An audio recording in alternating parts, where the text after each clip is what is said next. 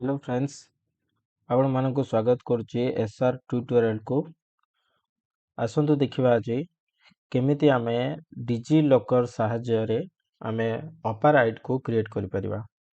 सर्वप्रथम आपण Google search को जिबे गूगल सर्च रे आपण एठी टाइप करिवे डिजी लॉकर बडी टाइप करिवे एवं डिजी लॉकर रे प्रथम वेबसाइट digillocker.gov.in रे सेठी आपण क्लिक करिवे।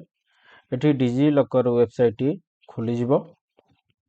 देन डिजिलॉकर वेबसाइट खोली गला परे देन आपण एठी जदि आगुरु आपण डिजिलॉकर अकाउंट अछि देन आपण एठी साइन इन रे क्लिक करिवे एवं जदि आपण आगुरु डिजिलॉकर अकाउंट नाही देन आपण एठी साइन अप रे क्लिक करिवे। प्रथम जदि आपण पाखरे अकाउंट नाही तो मो एठी साइन अप रे क्लिक करूची। साइन अप रे क्लिक कर सला परे आपण एठी आपनको फुल नेम टे देबे।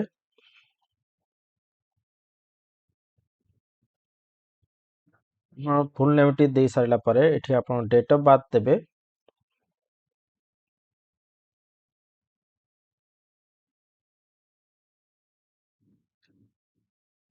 डेट ऑफ बर्थ दे सारला परे एठी आपणकर जेंडर को सिलेक्ट करिए। जेंडर को सिलेक्ट करि सारला परे आपण एठी आपणकर मोबाइल नंबर टी देबे। आपण एठी आपण मोबाइल नंबर टी दे सारला परे एठी आपण ईमेल आईडी को देबे।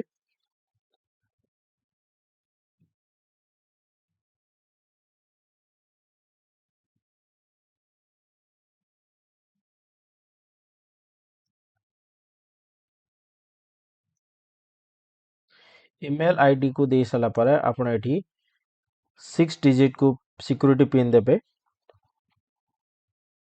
6 डिजिट सिक्योरिटी पिन दे सारला परे आपण एठी सबमिट ऊपर क्लिक कर देबे। अब सबमिट ऊपर क्लिक कर सारला परे आपण अकाउंट टी क्रिएट हे जिवो। देन आपण को अकाउंट क्रिएट हे सारला परे आपण कोन करिवे साइन इन को जिबे। ए साइन इन रे आपण आपण को मोबाइल नंबर इटी पुट कर देबे। ओटी मोर मोबाइल नंबर टी पुट कर दोची। मोबाइल नंबर टी पुट कर सला पर आपण एठी नेक्स्ट को जिबे। नेक्स्ट रे आपण 6 डिजिट पिन को देबे जोटा आपण 6 डिजिट पिन देइथिले पूर्वरु अकाउंट तैयार करथिबा समय रे। आपण 6 डिजिट पिन को दे सला परे आपण एठी साइन इन ऊपर क्लिक करिवे। साइन इन ऊपर क्लिक कर सला परे आपण अकाउंट आपण एठी खोली जिवो।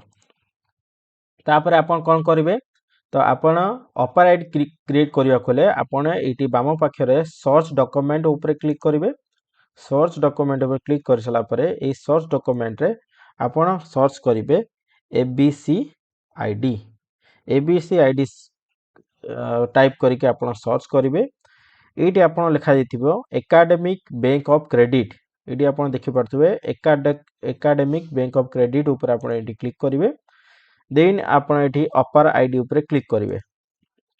एटी आपण अपर आईडी ऊपर क्लिक कर सला परे आपण एटी किछ डिटेल्स को आपण भरिया पड़िबो।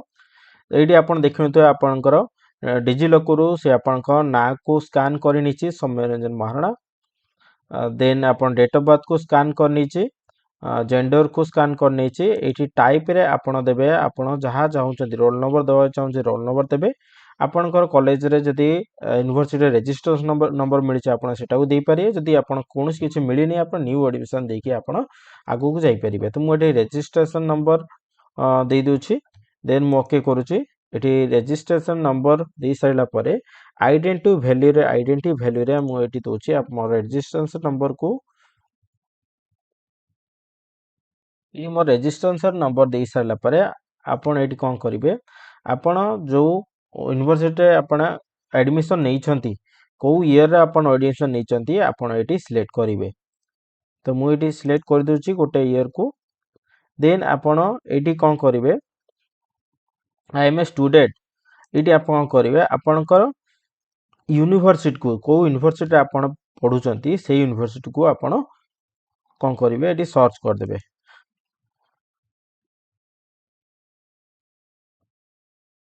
यूनिवर्सिटी आसला पर आपण सिंपली क्लिक करी ओके कर देबे। एठी आपण यूनिवर्सिटी पळे आसीबो। देन आपण कोन करिवे एक गेट डॉक्यूमेंट ऊपर क्लिक करिवे।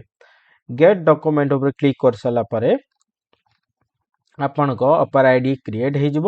ଦେନ୍ ଆପଣ ହୋମ୍ କୁ ଆସିଗଲା ପରେ ଏଇଠି ଆପଣଙ୍କ ଅପର ଆଇଡି କ୍ରିଏଟ୍ ବୋଲି ଲେଖା ଆସିଯିବ। ଏଇଠି ଗୋଟେ ନମ୍ବର ଅପର ଆଇଡି ଲେଖା ହେଇଥିବ, ଦେନ୍ ଗୋଟେ ନମ୍ବର ଆସିଯିବ ହେଲା, ସ୍ଲୋଟି ନମ୍ବର ଆସିଯିବ। ଏଇଟା ହେଉଛି ଆପଣଙ୍କ ଅପର ଆଇଡି। ଦେନ୍ ଆପଣ ଏହା ଉପରେ କ୍ଲିକ୍ କଲେ ଆପଣଙ୍କ ଅପର ଆଇଡିକୁ ଆପଣ ଏଇଠି ପ୍ରିଣ୍ଟ କରିପାରିବେ କିମ୍ବା ଡାଉନଲୋଡ୍ କରିପାରିବେ।